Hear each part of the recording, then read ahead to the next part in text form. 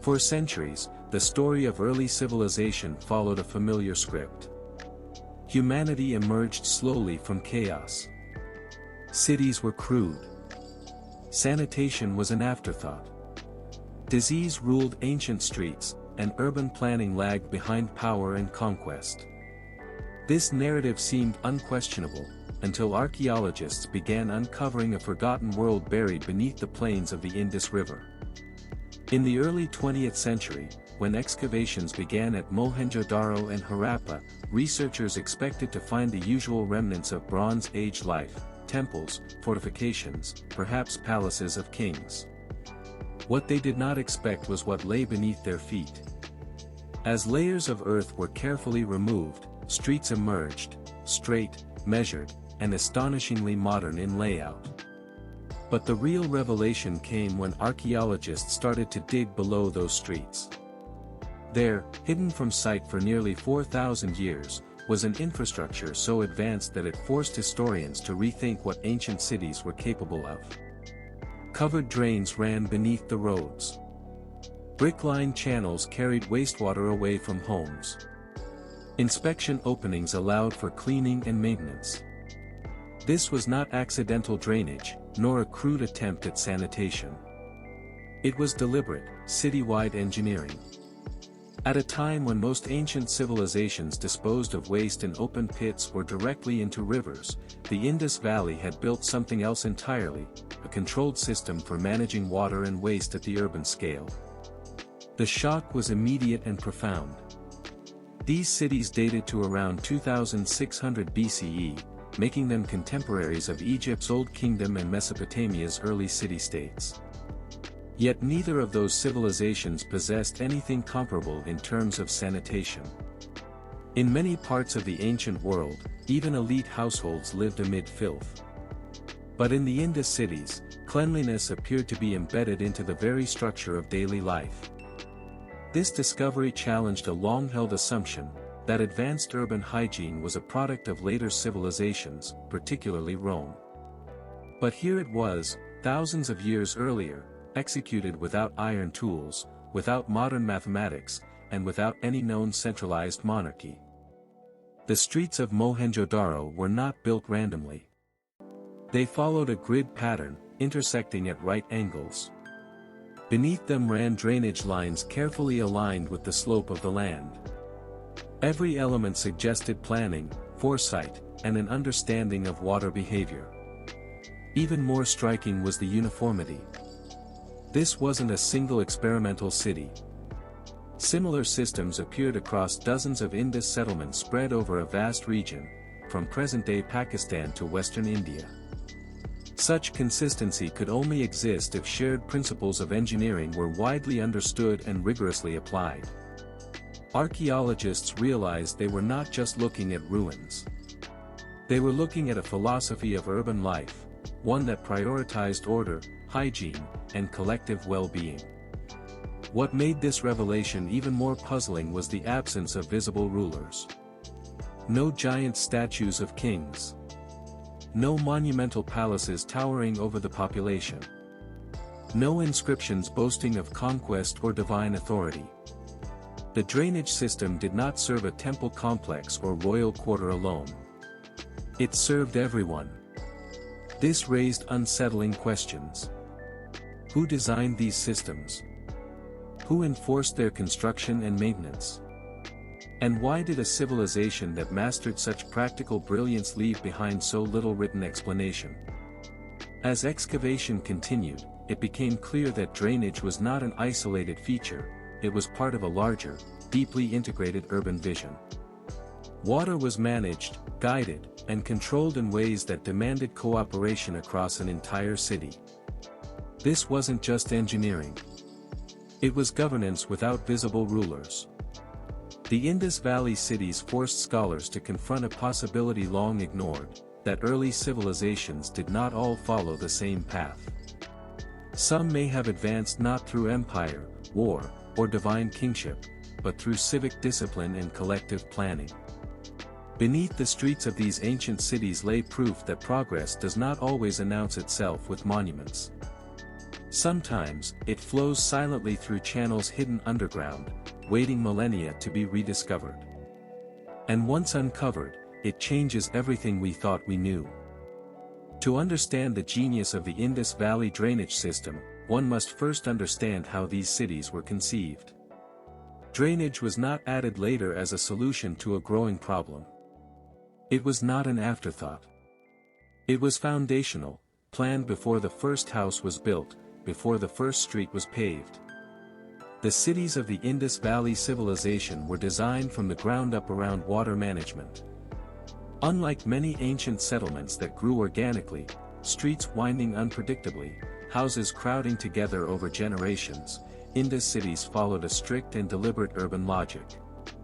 Archaeological surveys reveal a recurring pattern: cities divided into sectors, streets laid out in grids, and neighborhoods organized with remarkable consistency.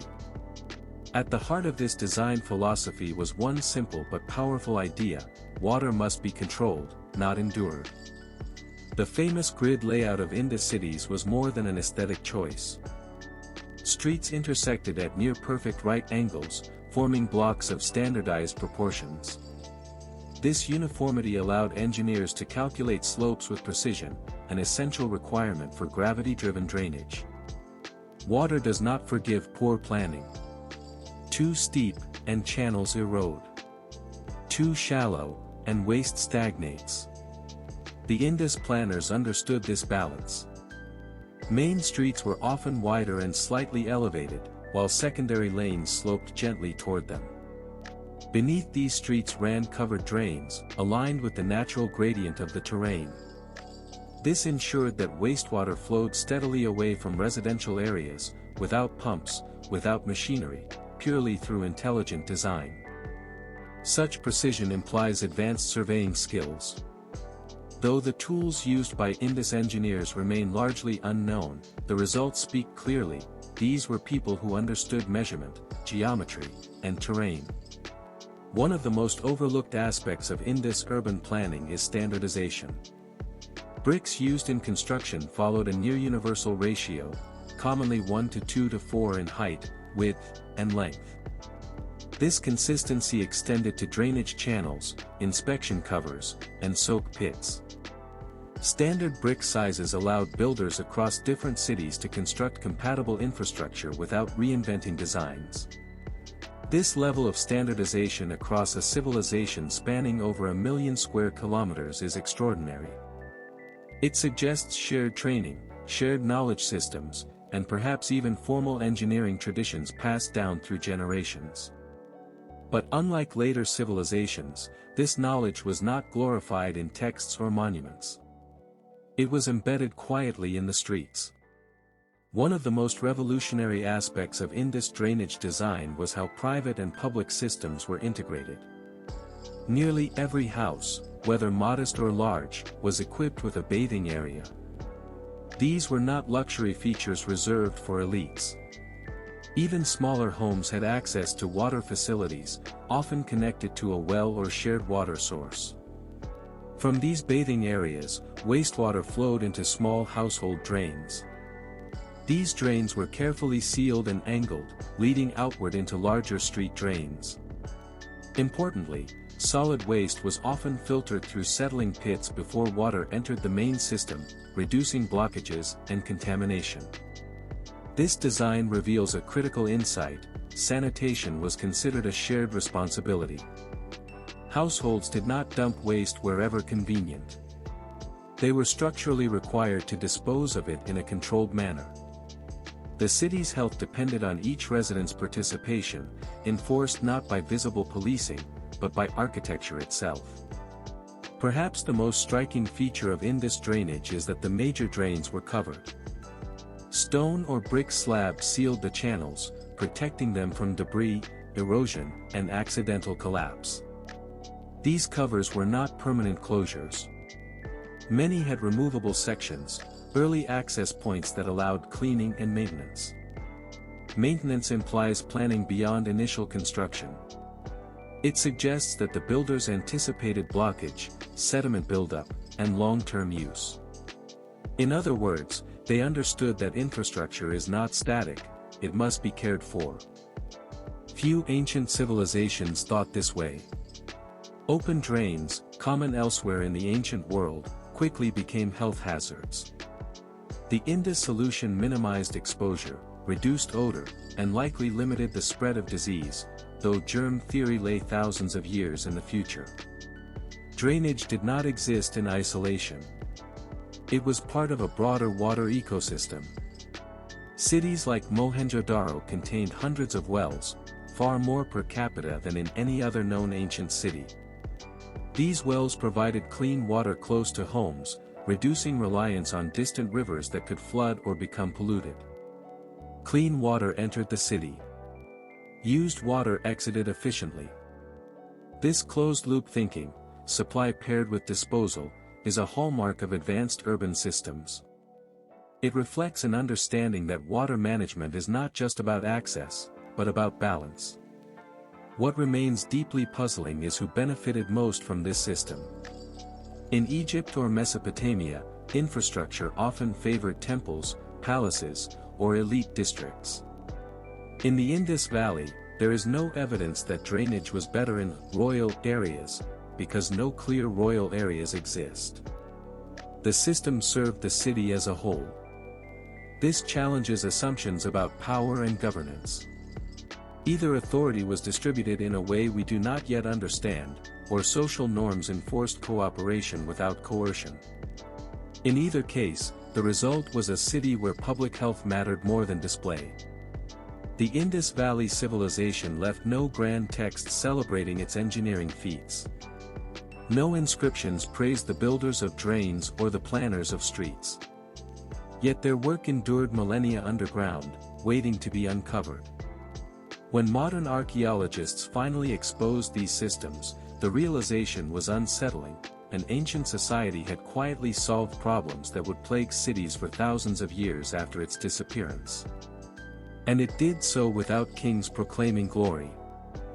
To truly appreciate the brilliance of the Indus Valley drainage system, we must go where ancient life quietly flowed away, beneath the streets. Hidden under brick-paved roads and orderly lanes was a network so carefully engineered that, even today, it feels surprisingly modern. This was not a single drain or a few channels. It was a complete system, layered, hierarchical, and intelligently designed.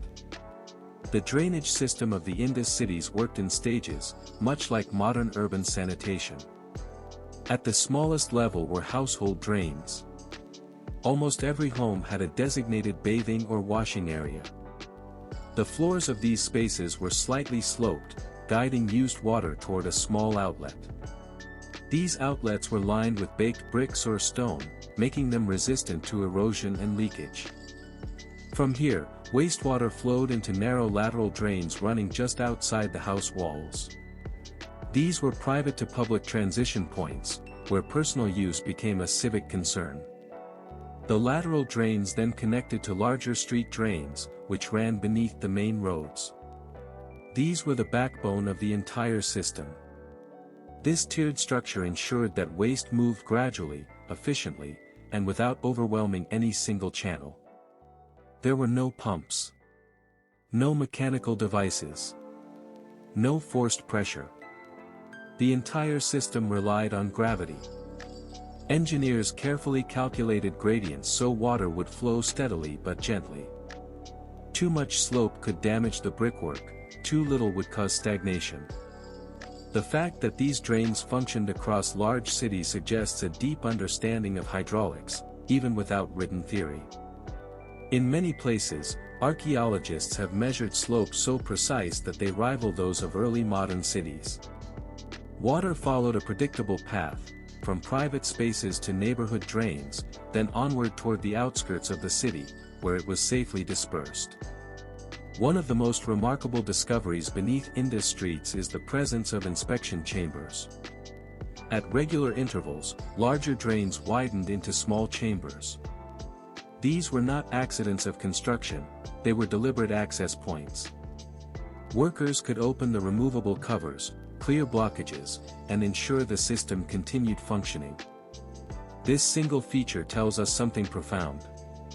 The Indus Valley people expected their system to be used, stressed, and repaired over time. Maintenance was planned, not improvised. Many ancient drainage systems failed because they were built once and forgotten. The Indus approach treated sanitation as a living system that needed attention. Another critical element was waste separation. Solid waste was dangerous to drains, it caused blockages and contamination. To prevent this, many houses were equipped with settling pits or small tanks before wastewater entered the main drains.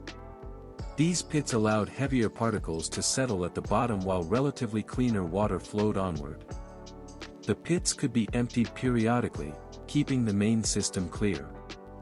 This method closely resembles modern primary wastewater treatment, achieved over 4,000 years ago. The presence of such features suggests both technical knowledge and social discipline. Someone had to clean these pits. Someone had to ensure they were used correctly. The major street drains were almost always covered. Stone slabs or baked brick covers sealed the channels, leaving only access points for cleaning. This prevented people, animals, and debris from entering the system. It also reduced foul odors and limited exposure to waste. While the Indus people had no concept of bacteria, they clearly understood that exposed waste was dangerous. Compare this with other ancient cities where open sewers ran alongside streets, spreading disease and pollution. The Indus solution was safer, cleaner, and far ahead of its time.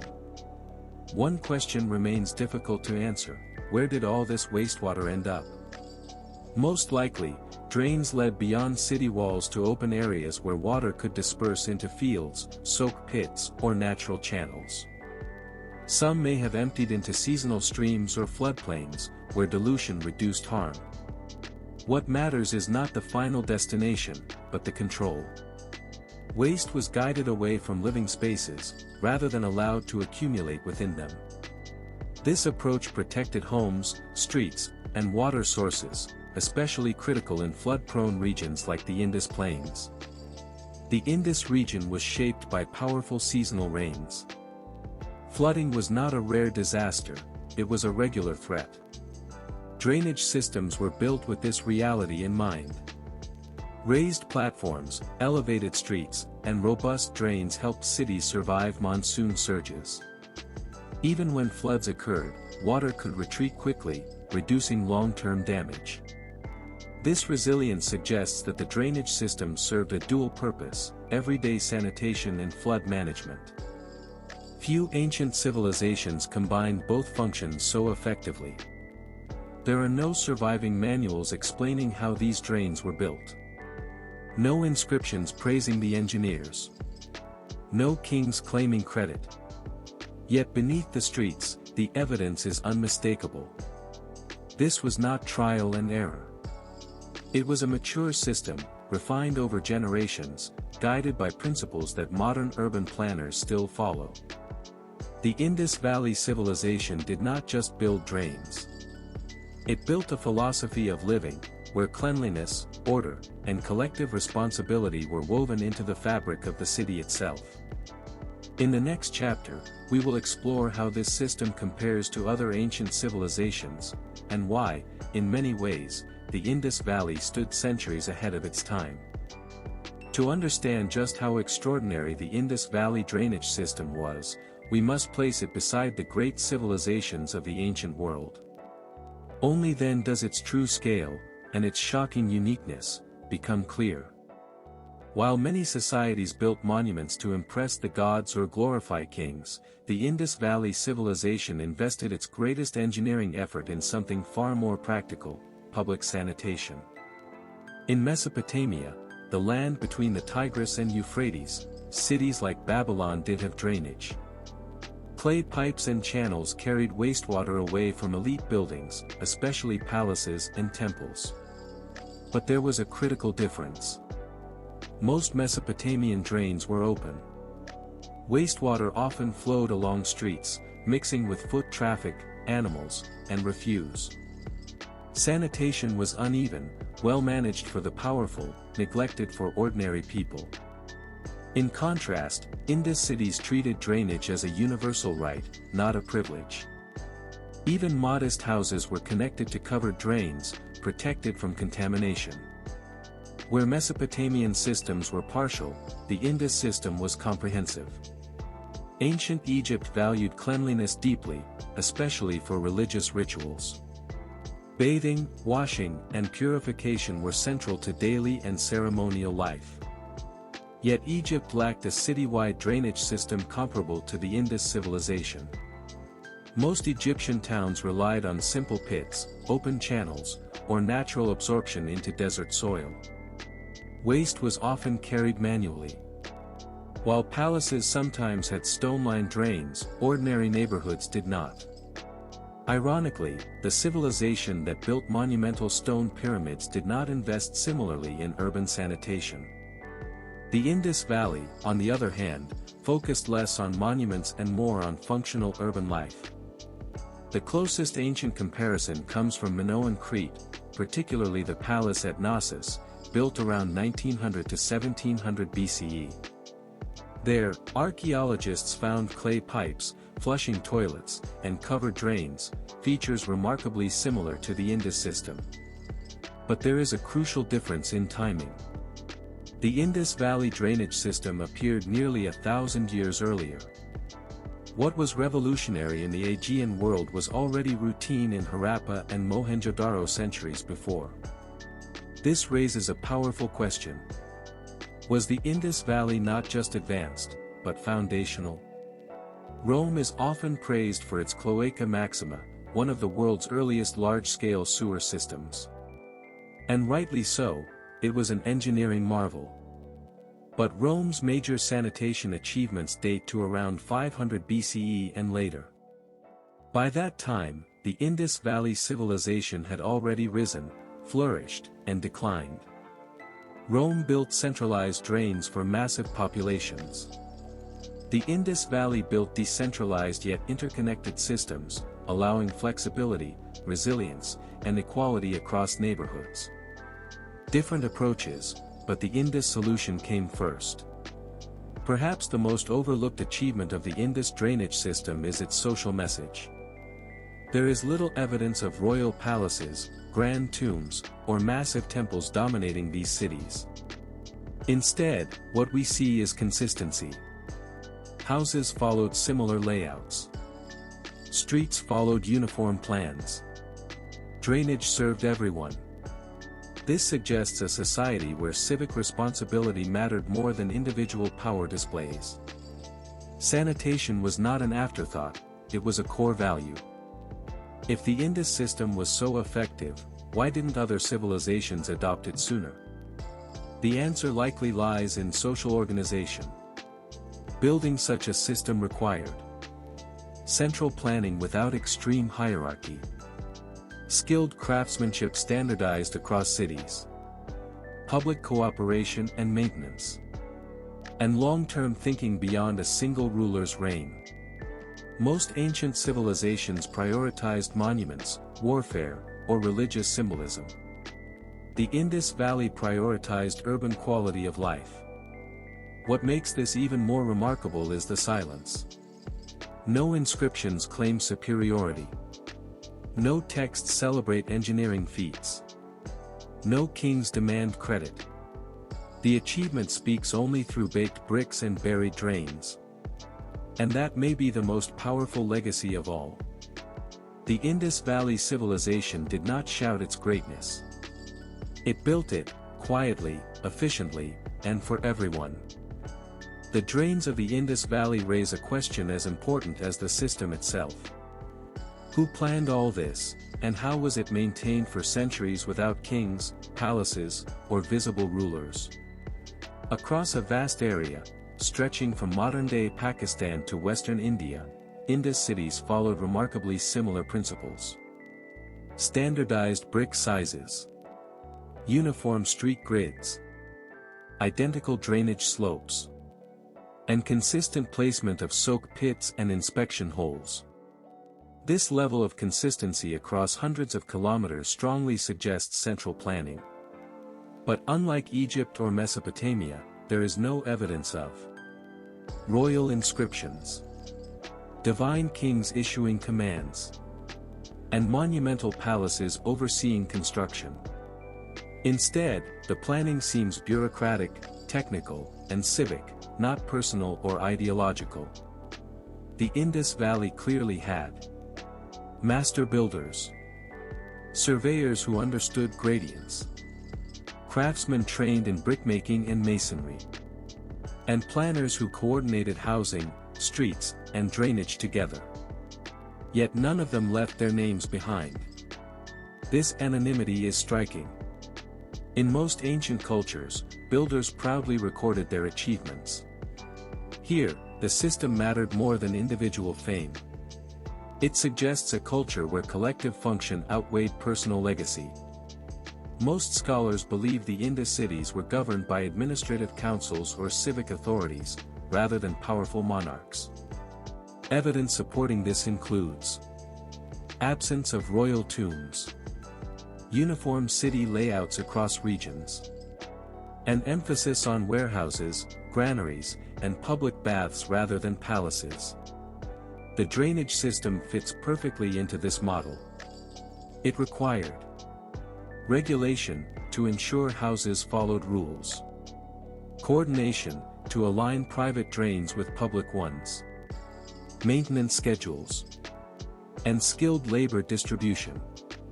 This points to a strong but quiet administrative system, one that enforced standards without glorifying rulers. Building drains is impressive. Maintaining them for centuries is extraordinary. Indus engineers designed drains with removable stone slabs, access points for cleaning, and gradual slopes to prevent blockages. This tells us maintenance was not occasional, it was planned and expected. Someone had to inspect drains regularly, clear silt and waste, repair damaged brickwork, and ensure household connections remained functional. This implies an organized workforce, possibly civic laborers or guilds, working under municipal supervision. Sanitation was not a one-time project. It was a living system. Private homes were not free to build however they wished. Evidence shows drains could not open directly onto streets. Wastewater had to pass through soak pits first, and house drains aligned with street drains at regulated angles. This means homeowners followed strict urban codes. Such regulation suggests shared civic responsibility, legal or customary enforcement, and awareness of public health, even without modern science. The city came first. The individual adapted to it. The consistency of drainage systems across generations implies formal training. Knowledge of brick ratios, hydraulic flow, and structural durability had to be passed down, likely through apprenticeships or specialized schools tied to building trades. This was not trial-and-error engineering. It was accumulated, preserved knowledge. Perhaps the most remarkable insight is this: the Indus Valley exercised power without spectacle. No giant statues of rulers. No inscriptions threatening punishment. No temples dominating skylines. Yet everyone complied with urban rules. This suggests a society where authority was embedded in systems, not symbols. The drainage network itself was a form of governance, quiet, firm, and everywhere. The Indus drainage system reveals a civilization built on cooperation over coercion, function over display, and equality over hierarchy. It was not just an engineering achievement. It was a social contract, baked into bricks and buried beneath streets. The Indus Valley drainage system stands as one of the most advanced sanitation networks of the ancient world. So the question that follows is unavoidable. If it worked so well, why did it vanish? Unlike Rome or the Maya, the Indus Valley Civilization did not end in flames. Archaeology shows no widespread burn layers, no mass graves from invasion, and no sudden abandonment across all cities. Instead, the drainage systems began to fall into disrepair, be covered by debris, and be replaced with simpler, less regulated waste disposal. This points to gradual decline, not sudden destruction. One of the strongest explanations lies in climate instability. Around 1900 BCE, the monsoon system weakened. Rainfall became erratic, and rivers changed course or dried seasonally. Cities like Mohenjo-daro depended on predictable water flows, not just for drinking, but for drain flushing, soak pit function, and street cleaning. When water became unreliable, maintaining large-scale sanitation became harder and costlier. Geological studies show that the Gagarhakra river system, often linked to the Sarasvati, gradually dried up. Flood patterns changed unpredictably, and some cities experienced repeated flooding, others severe drought. Drainage systems built for stable conditions struggled under extremes. Floods clogged drains with silt. Drought reduced water needed to flush waste. Maintenance demands increased, while resources likely decreased. As conditions worsened, people adapted. Archaeology reveals smaller settlements replaced large cities. Houses became simpler, and urban planning became less rigid. With decentralization, large public drainage systems became unnecessary. Household-level waste management returned, and civic regulation weakened. The disappearance of drains reflects a change in lifestyle, not technological forgetfulness. Remember, Indus sanitation depended on coordination. Once administrative systems weakened, regulations were no longer enforced. Maintenance schedules broke down, and skilled labor dispersed. Even the best engineering fails without organization. Drains became blocked, then buried, then forgotten. Earlier theories blamed invasions. Modern evidence does not support this. There is no proof of widespread warfare, no signs of mass destruction. Instead, people slowly shifted toward rural economies, toward pastoral lifestyles, away from dense urban centers. Sanitation systems designed for cities had no role in this new world. The Indus people did not forget how to build drains. They stopped needing them. When cities shrink, priorities change. Survival replaces civic order. Mobility replaces infrastructure. Flexibility replaces permanence. The drainage system wasn't destroyed. It became irrelevant. The decline of the Indus sanitation system carries a modern lesson. Even the most advanced infrastructure depends on stable climate, social cooperation, long-term planning. When those fail, technology alone cannot save a civilization. The Indus Valley proves a powerful truth.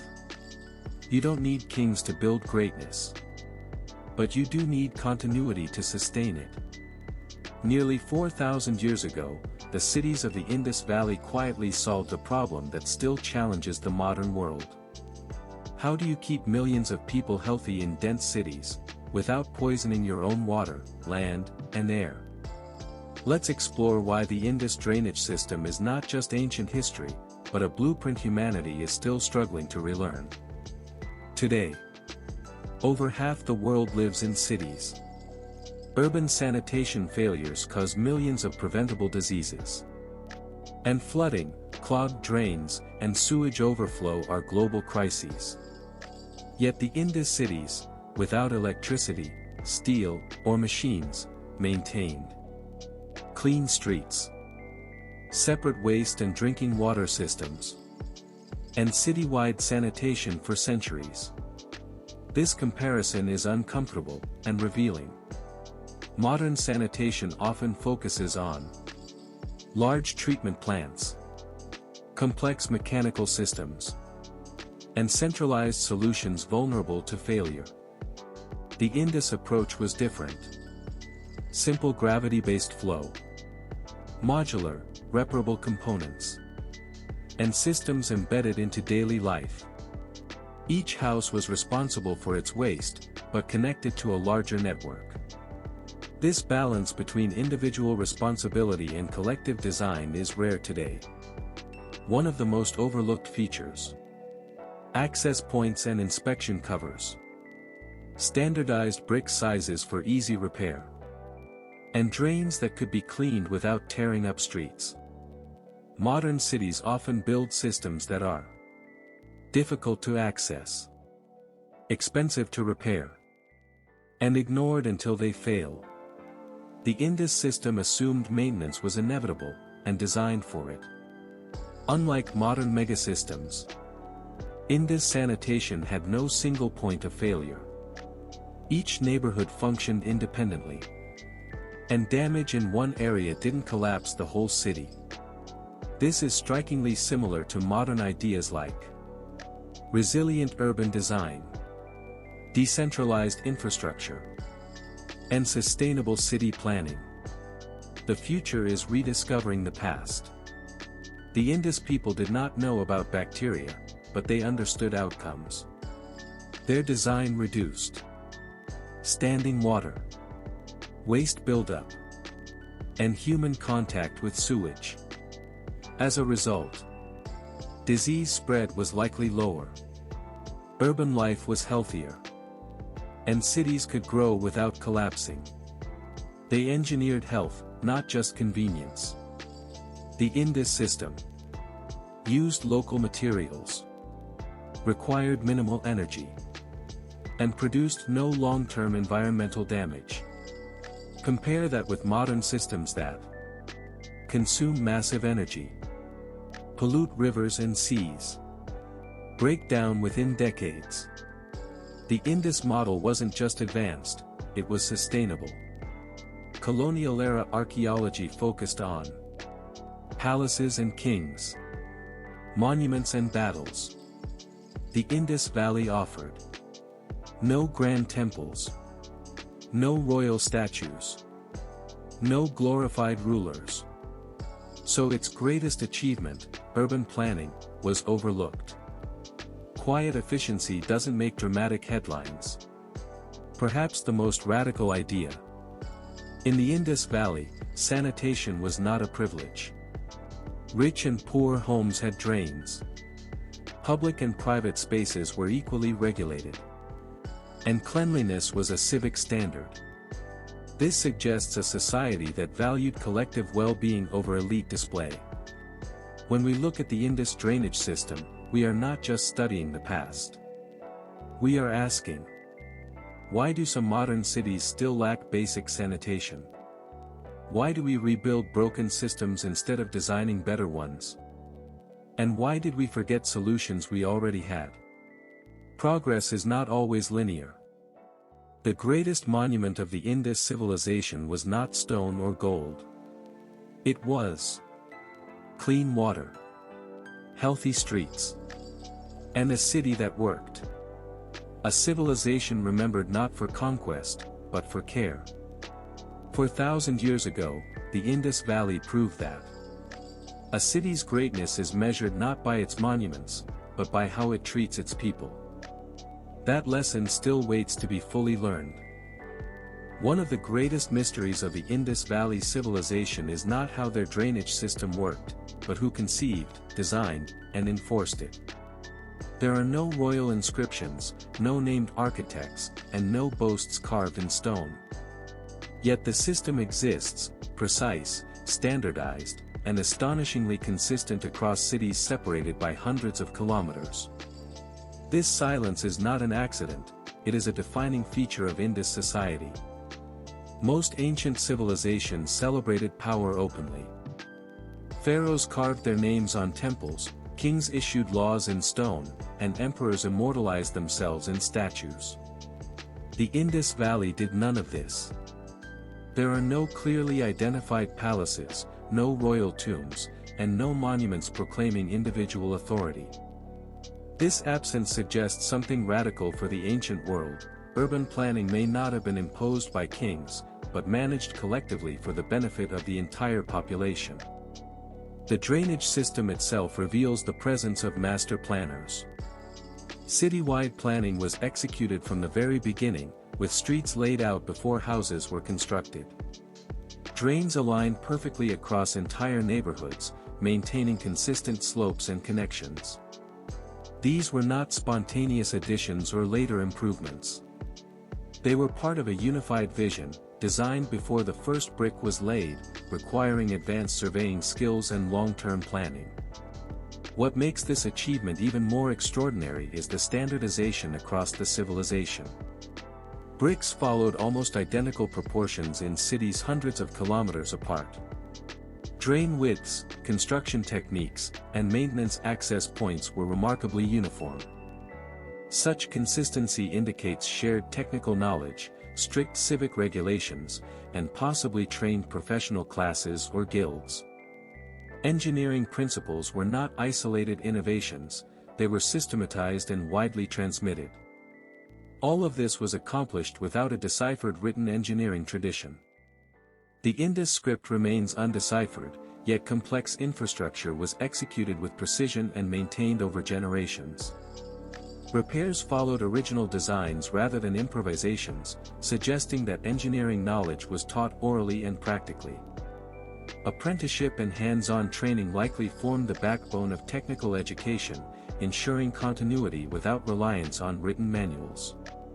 Behind this system must have been strong municipal authorities. Someone ensured that every household connected its waste outlets to covered drains, that streets remained clean, and that blockages were addressed. Sanitation was not optional or private, it was a civic responsibility. This implies organized administration, inspections, and enforceable urban codes that prioritized public health. The nature of construction also tells us much about the people involved. Unlike civilizations that relied on massive monuments built by forced labor, Indus construction focused on utility and precision. The drainage system required skilled masons, specialized builders, and trained urban workers who understood gradients, materials, and long-term durability. These were professionals, not expendable laborers, working within a stable and organized economy. An often overlooked aspect is the role of households and daily life. Sanitation began inside homes, where bathing platforms, water use, and waste disposal were carefully managed. Women, who played central roles in domestic spaces, were likely key to maintaining hygienic practices and passing knowledge across generations. Cleanliness was not merely an engineering achievement, it was a deeply embedded cultural value. Perhaps the most striking aspect of Indus engineering is the absence of personal glory. No signatures mark the drains. No name survived to claim credit. The work speaks only through its function. This suggests a value system where collective well-being outweighed individual recognition, and where success was measured in stability, health, and order rather than spectacle. For a long time, history overlooked these silent engineers because it favored kings, wars, and monuments. The Indus Valley offered something quieter, a civilization built on planning instead of conquest, sanitation instead of statues, and cooperation instead of hierarchy. Its engineers disappeared into anonymity not because they failed, but because they never sought attention. When we rethink ancient genius, we often imagine pyramids, towering temples, or vast armies. The Indus engineers chose a different legacy. They built drains instead of empires, health instead of hierarchy, and cities designed to serve everyone. Their genius was practical, humane, and profoundly modern. The Indus drainage system was not the work of a single brilliant mind. It was the result of shared knowledge, civic discipline, and a culture that valued collective well-being above all else. The greatest engineers in history may be the ones who never asked to be remembered, yet whose ideas still flow beneath our cities today.